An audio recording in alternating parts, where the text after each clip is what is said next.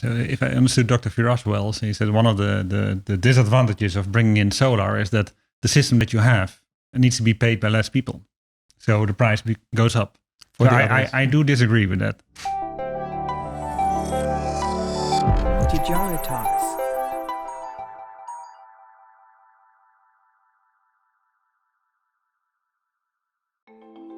Welcome to the first Tejarah Talks podcast, where we interview specialists from various industries regarding Oman's business environment and investment climate.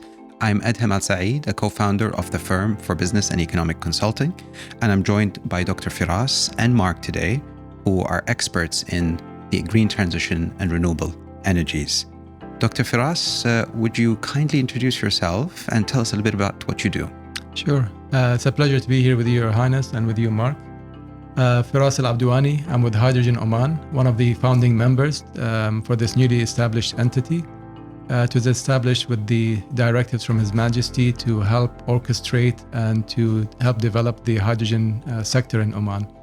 So what we do is we look at the potential of what Oman has to do. We look at what the investment partners, the developers require, what is required from a national objective, and then we harmonize that into a plan, and we execute it over phases to maximize the value for Oman and maximize Oman's impact on the world from a decarbonization perspective. Thank you very much for that, Dr. Firas. Mark, it's a pleasure to have you with us today. Please tell us a little bit about yourself and what you do. Thank you very much, Your Highness. Mark Geilenkirchen. I'm working in Oman currently on a green hydrogen project together with two equity partners, of which one is the Omani Hind Bhagwan Group, and the other one is the largest renewable fund in the world, Copenhagen Infrastructure Partners. I used to be CEO of Sohar Port and Free Zone in the north of Oman, and that is how I came into contact with the energy transition and transitioning the port from carbon-based fuels into renewable fuels. I stopped that job at the 1st of July because my period was up after 6 years, and I was happy enough to remain here in Oman, and I hope to be part of this extremely exciting future for Oman. Excellent. Thank you very much, gentlemen. We'll start our discussion, inshallah.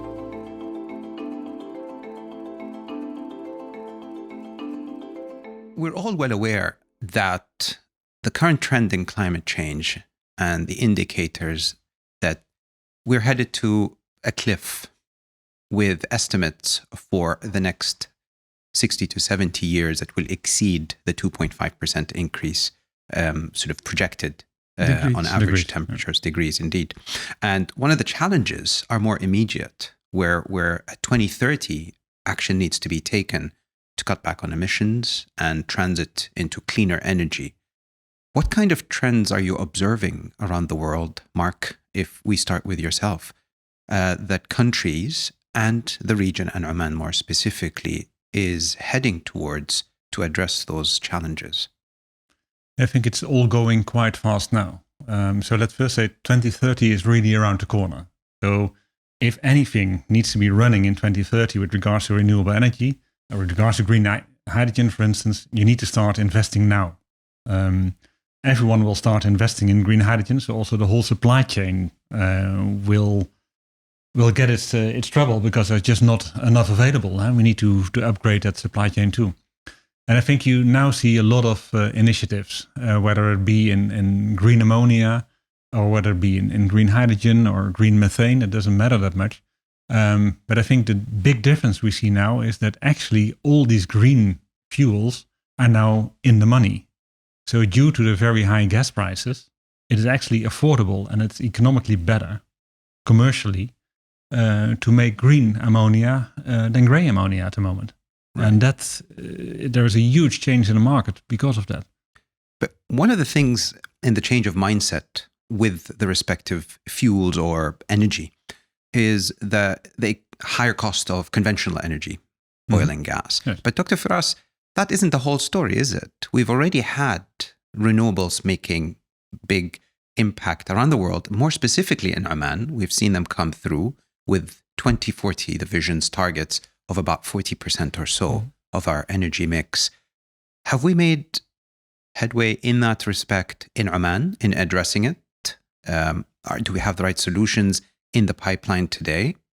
Fantastic. So I think we are on the right track to be able to reach these steps. And before I address specifically the Oman context, I'll take a step back to address also elements that Mark touched on, which is the global element, and then come to Oman and zoom in. So some of the trends that we look at, from my perspective, is policy. Because this, as you mentioned, is a cliff that we're going to, and we're collectively, as if we're on a Noah's Ark, and you have different people drilling into the bottom of it, and we need to collectively work together to actually stop and plug things up and keep ourselves afloat. So it's not something that you can say, Mark, you take care of your country. It's something that is common. It's one earth that we live on. So one of the trends is that since the Paris Accord, it's only really the 5 last years, at least in our part of the region, where things have becoming more serious and policies are coming into place. So there are different elements. There are people who announce ambitions for net zero. They announce something that is much closer, which is the 2030 target, because such long-spanned objectives, as a human, you cannot conceptualize them and actually galvanize people to act towards them. So 2030 became an anchor point. And even then, not every nation actually set targets for 2030. And they have different loose types of targets. Is it based on something concrete? What are the years of emissions? And then you also come to whether it's legally binding or not. So you have countries such as in Western Europe, where it is legally binding to achieve these targets, and some countries who haven't even announced their serious targets. So the trend in the last 5 years, at least, is that no, every nation is taking it. Another trend is that economic blocs are now working together, because there are, as you rightly mentioned, economic costs perhaps associated for riding onto this energy transition. Some elements might be in the green, as Mark mentioned, but that happened because of some political, geopolitical circumstances that might be alleviated, and then we get back to the normal situation where they're not.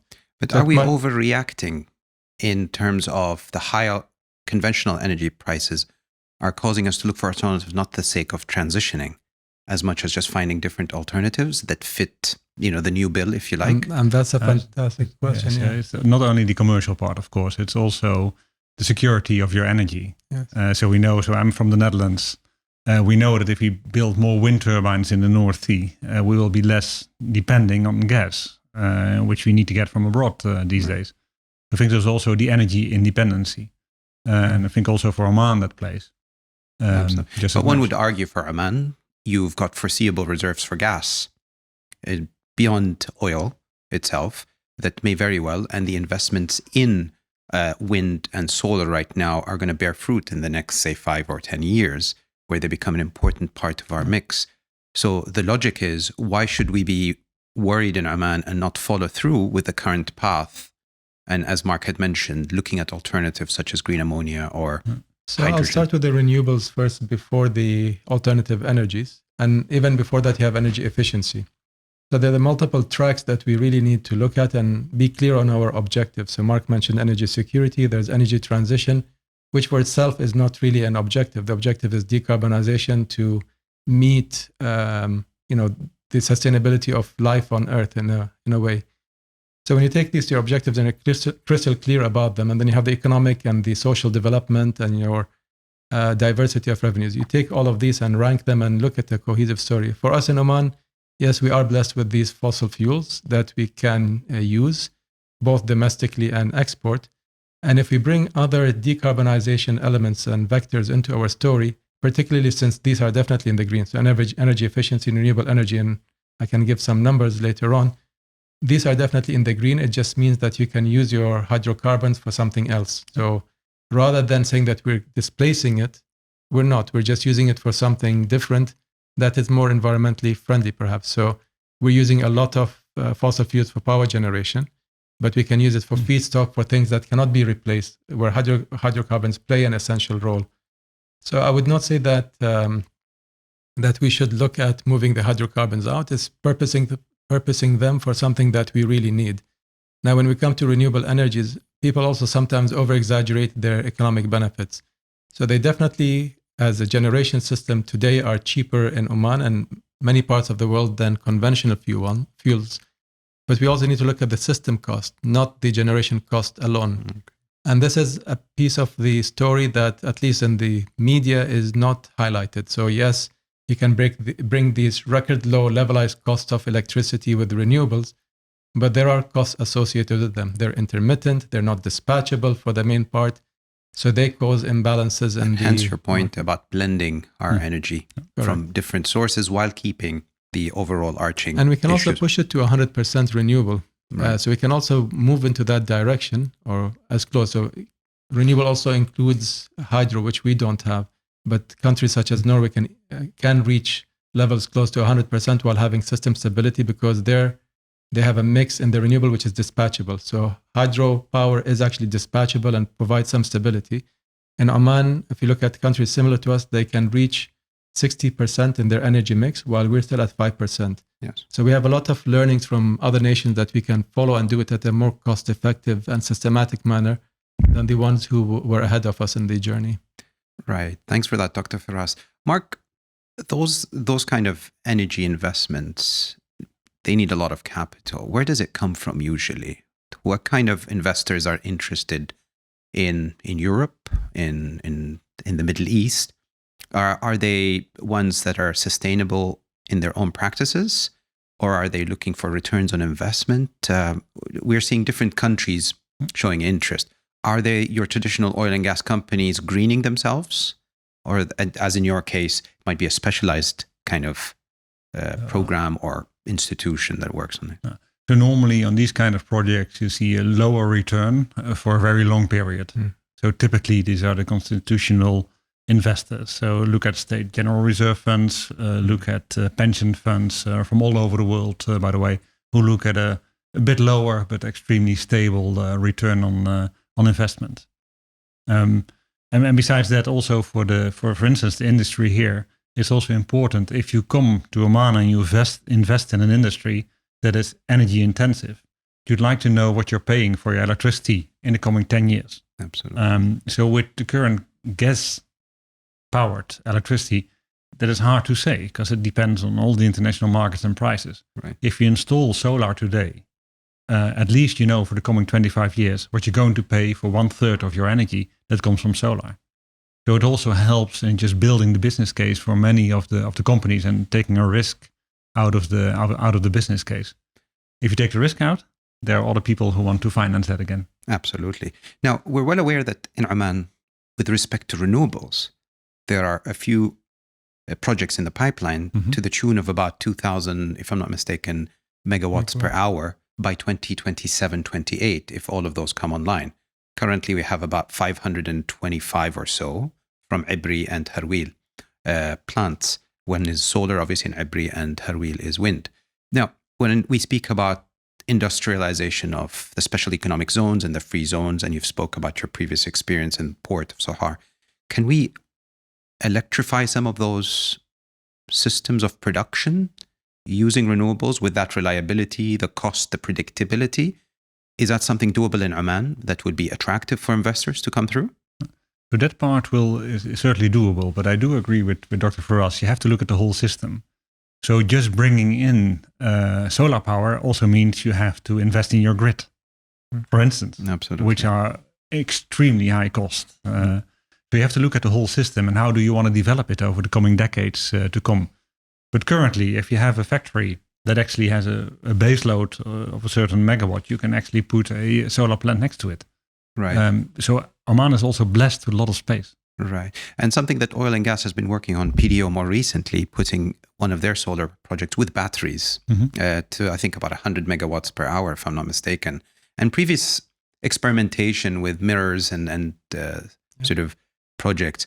But are these sort of sporadic projects economically viable for special economic zones and free zones? Or we do need that national push and national agenda as we do in the vision? Shall I chip in? So I've been in the solar world similar to Mark, but I was in the EPC world. And we started in 2016, and there's a lot of advocacy going in. And having joined OQ as VP of Clean Energy, we're looking at development. So we have quite a bit of renewables in Oman. As you rightly mentioned, you give the examples of Ibri 2, 500 megawatts. I think it's called Qabas Sohar, 25 megawatts, which is a private, directly connected solution. And then we have 100 megawatts in PDO's concession. And then you have all these distributed ones. Now, when it comes to the cost, every single one of these was economically viable. So none of them were done because of our experimentation. This was not what Oman chose as a nation. It was being discussed earlier. Do we want to be forerunners where we test it out? And Oman, at least the mandate that OPWP has, the Oman Power and Water Procurement Company, was no, you have to choose the most economical option. And that's a mandate they could not break. So we're all rest assured that when they bring this into the energy mix, it is because it's economical.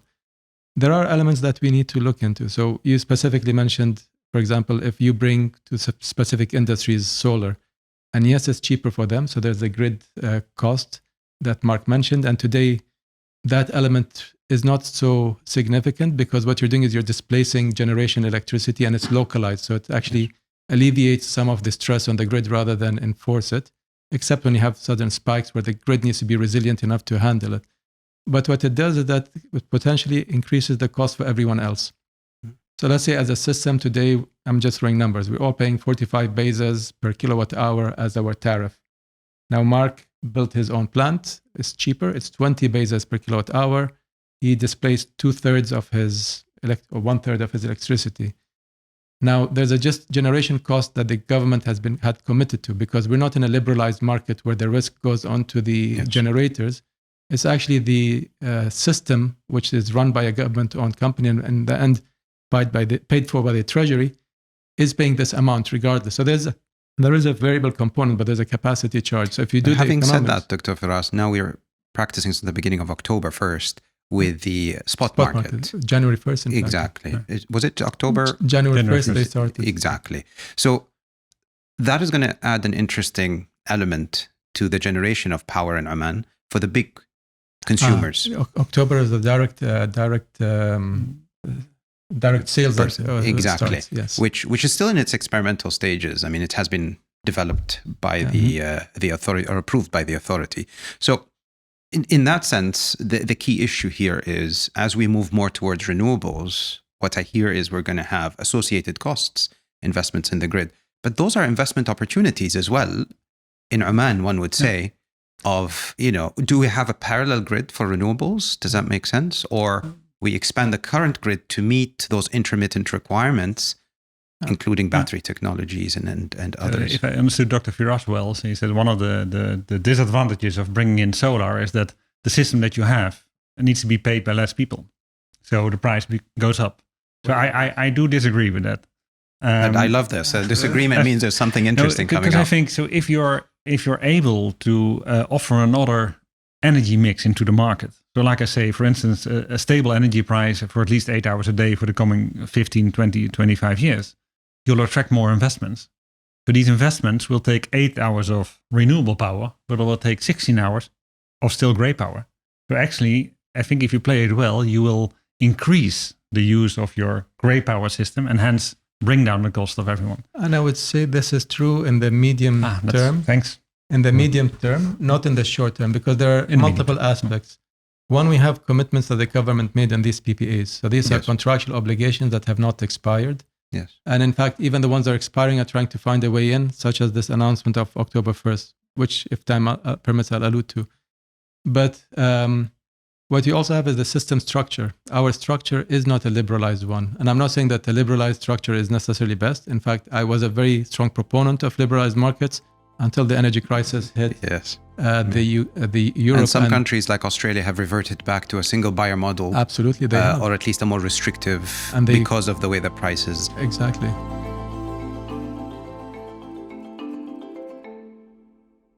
I'd like to turn our attention to the big issue today on the table, and something that we're here to discuss more about is green hydrogen. Yes.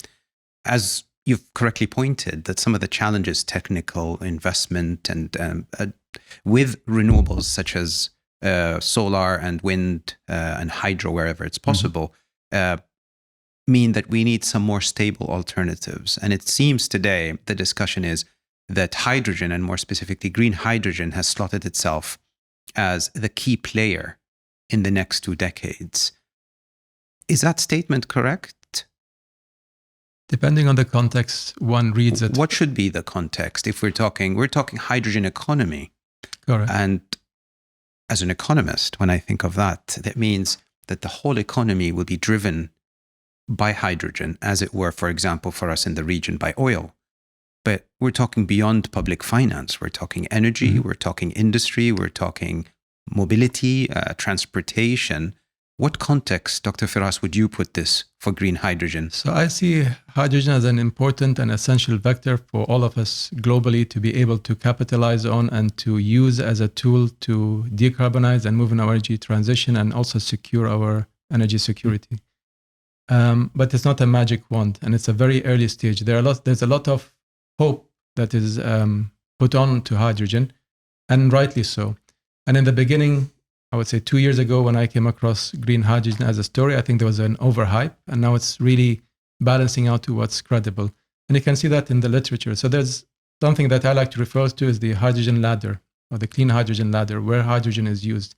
Historically, hydrogen was used for a very niche segment of the market. By 2020, or in 2020, only 90 million tons per year were used. If you look at it compared to other gases, it's a very small slice. What is 90 million tons compared to our production of other gases or sources of energy? If we compare it to gas, is that like a month's worth of consumption in industry? Is it? So I can tell you what the forecast, I don't know the immediate number today, but if I look at some of our forecasts in 2050, where we're assuming that Oman could potentially capture 8.5 million tons per year.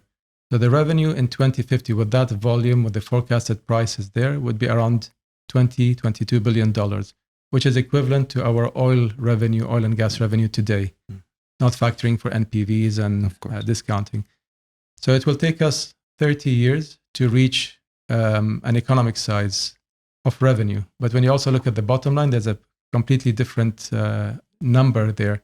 Whereas here you have double-digit returns, gross margins, say 50%, 30%, whatever it is with oil and gas.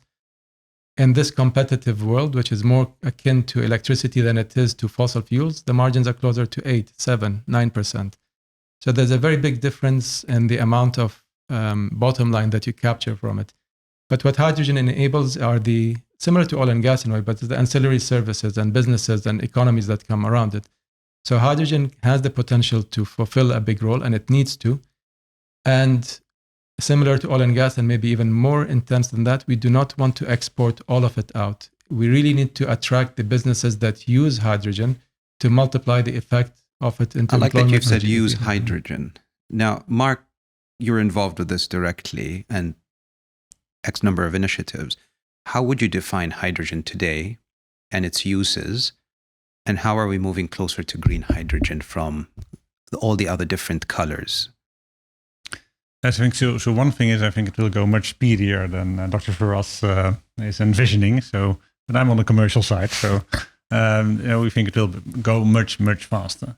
But I think you have to distinguish hydrogen as an energy carrier and as an energy or source or a feedstock, basically.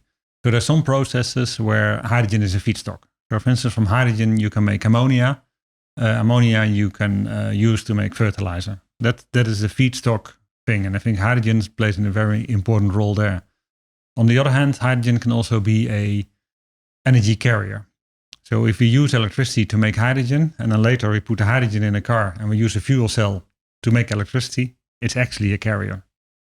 And you make quite a lot of losses in converting it to hydrogen and converting it back to electricity.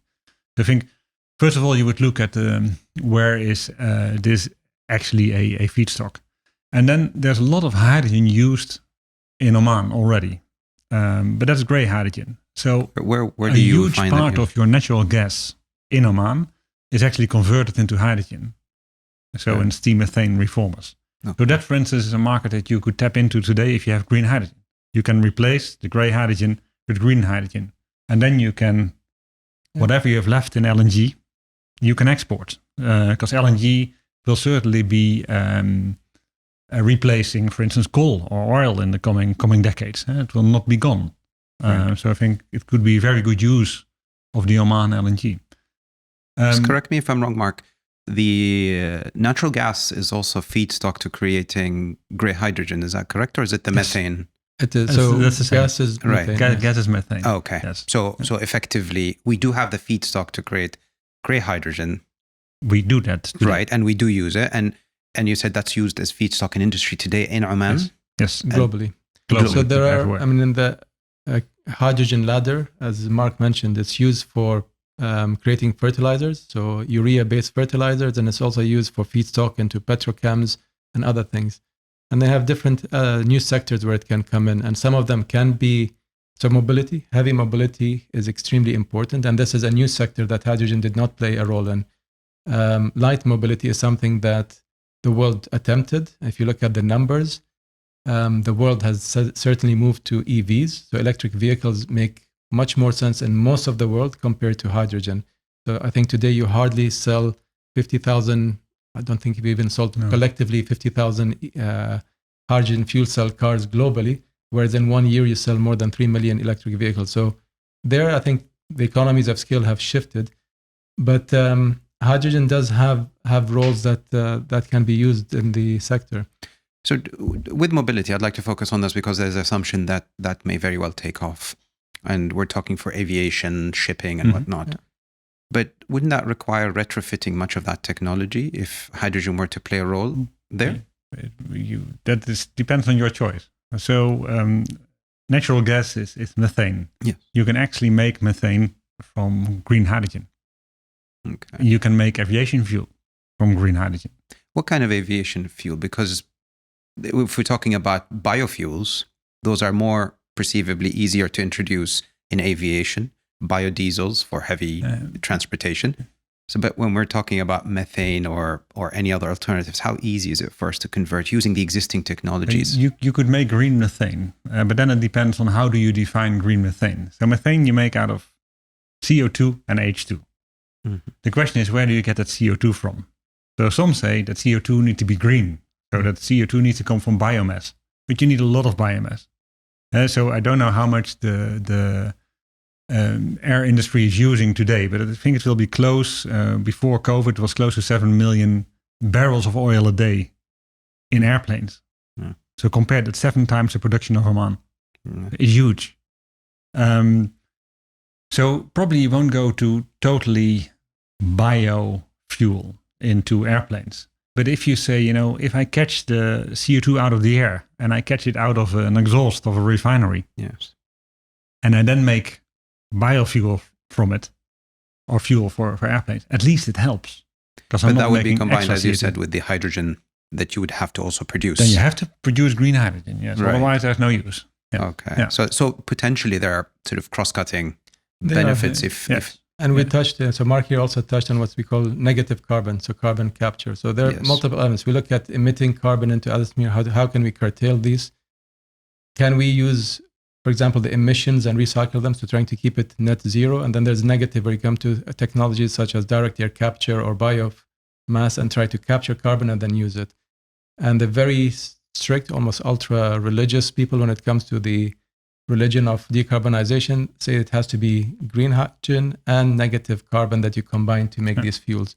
But it's still an evolving market, and that's the the extreme side. Right. I think most of the world accepts for you to show that you're helping with emissions reductions, and you can create your or your synthetic fuels. So a couple of questions come to mind here. First of all, are these technologies viable in Oman today? If I'm an investor looking for opportunity, and if you mentioned some of the numbers might be interesting in the traditional oil and gas, but those returns fall dramatically when you talk about these new technologies. Is Oman today, from, say, your experience, Dr. Firas, investable with the current infrastructure and the sort of the general push, the national push strategically towards green hydrogen, that a call out to all investors, Oman is here and is ready to sort of... The short answer is absolutely yes. And the longer answer is that Oman ranks in the top 5 when it comes to renewable energy resources. So if you look at the top nations, you have Chile, Morocco, Oman, Namibia, Australia. What makes Oman special, though, as these countries? What is special here that isn't available, say, in a different point? What we share amongst us, the countries I mentioned so far, is that we have both a strong wind resource and strong solar resource. And this is unique. So if you go to the North Sea, they have strong wind, but they don't have the solar resource. And some other nations have solar, but they don't have wind. Oman and these other 5 nations have these combined. Now in Oman, we have them not just combined, but they're combined complementarily. So when the sunlight is out, we have the wind, but at a moderate speed.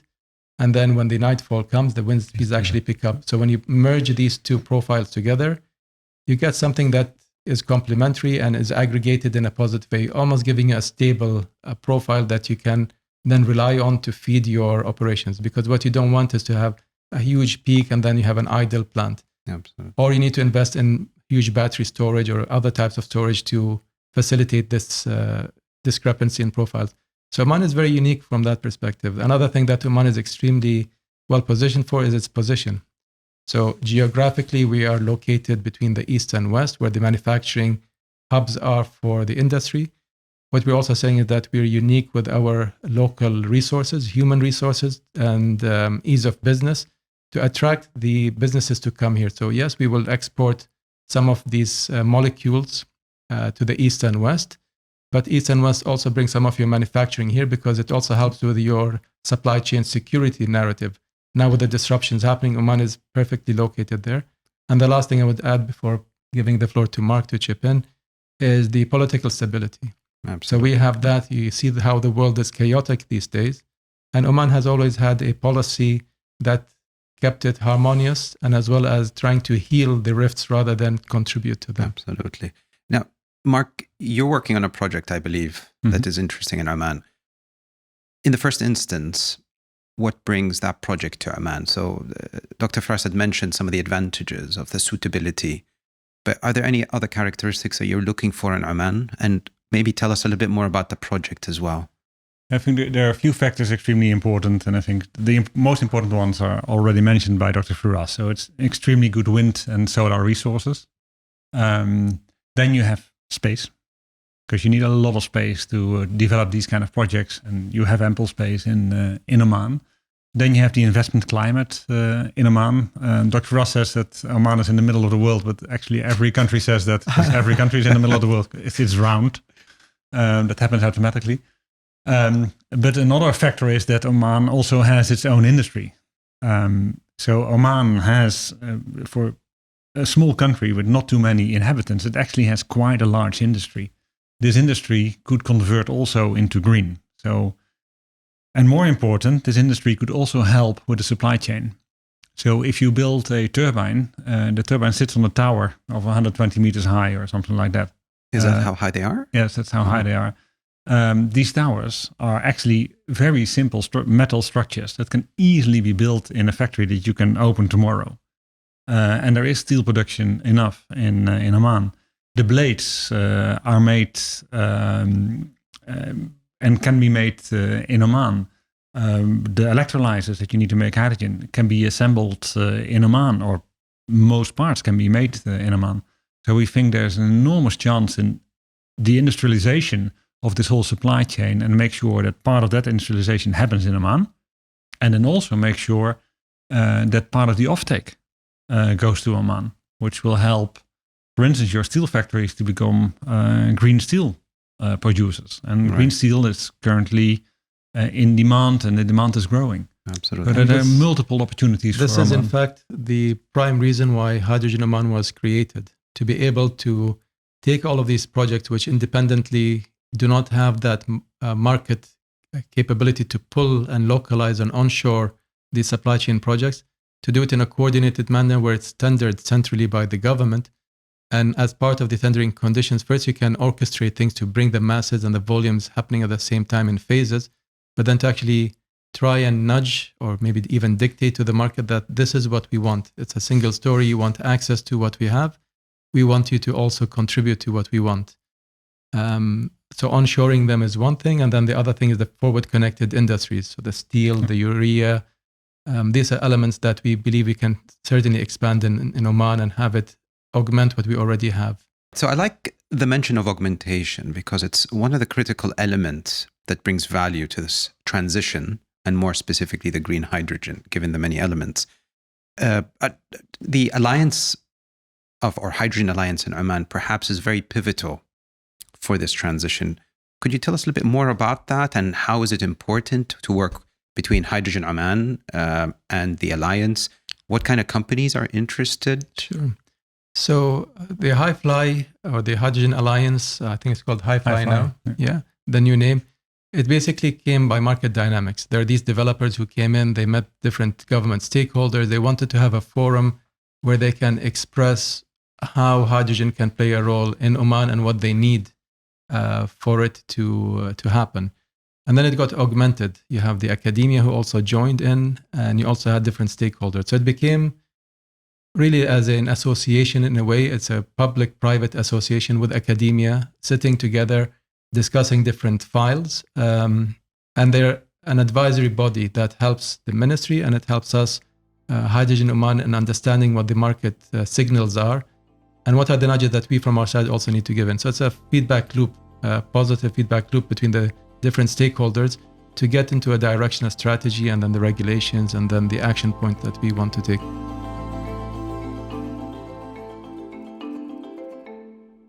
Perhaps I'd like to transit to a different angle of our discussion, because you've mentioned something about common infrastructure and national benefits, because at the end of the day, this all has to make sense for Oman just as much as the world. Decarbonizing, industry, electrifying where possible. Employment. But one of the key drivers in Oman is the in-country value, localizing some of the value chains that you've mentioned, Mark, as well.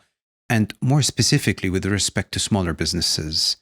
Smaller businesses, your typical value-added businesses in logistics and provision of services, but also the startups that are looking to provide solutions. Some of them are very nascent and struggle with this transition because they're either too small to make an impact yet, or the relevance isn't particularly there. So we're talking about biodiesel being challenged because of subsidies, for example, on diesel. But the national argument is we can't completely remove subsidies because of cost of transportation and the impact on businesses and consumers. But on the positive side, there must be opportunities there for these kind of businesses to kind of tap in, not only in renewables, but also in the green hydrogen transition. What kind of opportunities, Mark, are we seeing outside the world where we may very well try to incorporate in Oman that you think these smaller businesses can plug in?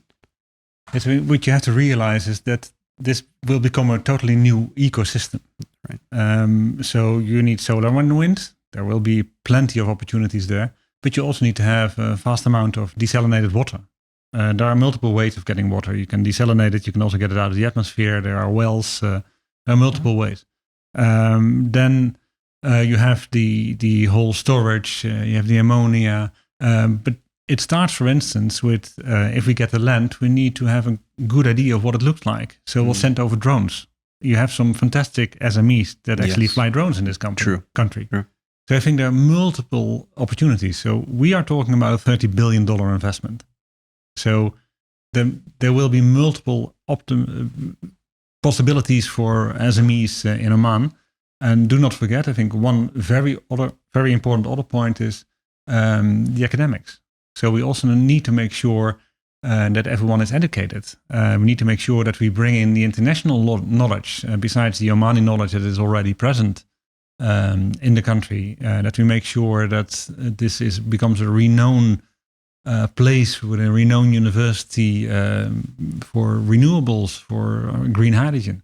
And I think that's all possible, and it will all bring jobs. Absolutely. And if you have an electrolyzer, it will consist of a few membranes, but it will also have pumps and coolers and everything around it. And all that is actually could be SME work.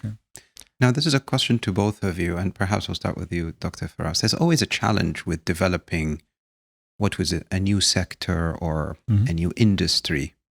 There's a risk it turns into an enclave and kind of surrounds itself, but isolates from the rest of the economy. Is that a risk with this green transition, or is it a cross-cutting? I think it's cross-cutting from my perspective, because we talk about sectors that already exist: power, water. They feed into supply chain, which are industries, manufacturing that exist. We talk about forward-connected ones, which are also existing. So we have steel, aluminium, which benefit from these industries. And to be honest, to retrofit, because they asked about retrofitting existing ones, it's not easy to retrofit many of these. Aluminium, perhaps, if it's already electric arc based, but still, if it's a blast furnace, you cannot retrofit it. You really need to build a new train and then with time decommission the previous one. So it's an opportunity for existing industries to galvanize, and SMEs have an opportunity, so do the large companies. So it's just like Dr. Firas says, it actually goes from the base until your microphone standard.